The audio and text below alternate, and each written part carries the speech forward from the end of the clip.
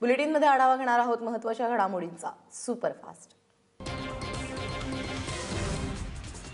Doctor Narendra दाभोलकरांच्या हत्येप्रकरणी तब्बल 3.25 वर्षांनंतर पहिली अटक करण्यात आलेली आहे। सनातन संस्थेशी संलग्नित असलेल्या हिंदू जनजागरण समितीच्या वीरेंद्र तावडेला सीबीआयने अटक केली आहे। त्यामुळे नरेंद्र दाभोलकरांच्या हत्येमागे हिंदुत्ववादी संघटनांचा हात असल्याचा संशय आणखी गडद झालेला आहे।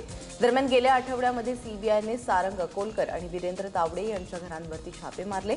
तेव्हापासूनच वीरेंद्र तावडेची सीबीआयकडून चौकशी सुरू आहे। वीरेंद्र तावडे आणि सारंग अकोलकर ईमेलद्वारे एकमेकांच्या संपर्कात असल्याचं चौकशीअंती निष्पन्न झालंय। शुक्रवारी संध्याकाळी वीरेंद्र तावडेला चौकशीसाठी बोलावण्यात आल्यानंतर सीबीआयकडून त्याला अटक करण्यात आली। आज सकाळी वीरेंद्र तावडेला पुण्याच्या न्यायालयामध्ये हजर केलं जाईल।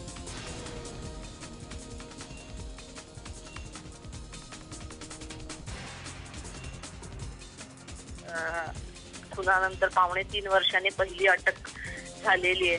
आपण हेही लक्षात घेतलं पाहिजे की ही अटक 3.25 वर्षांनी झाली, पण या मधल्या काळामध्ये अजून 2 खून झालेले आहेत आणि या 3 खुनांचा एकमेकांशी संबंध असेल किंवा असण्याची दाट शक्यता आहे असं कोर्ट, तपास यंत्रणा स्वतः या इतक्या महत्त्वाच्या व्यक्ती आणि यंत्रणांनी हे मत व्यक्त केलेलं आहे।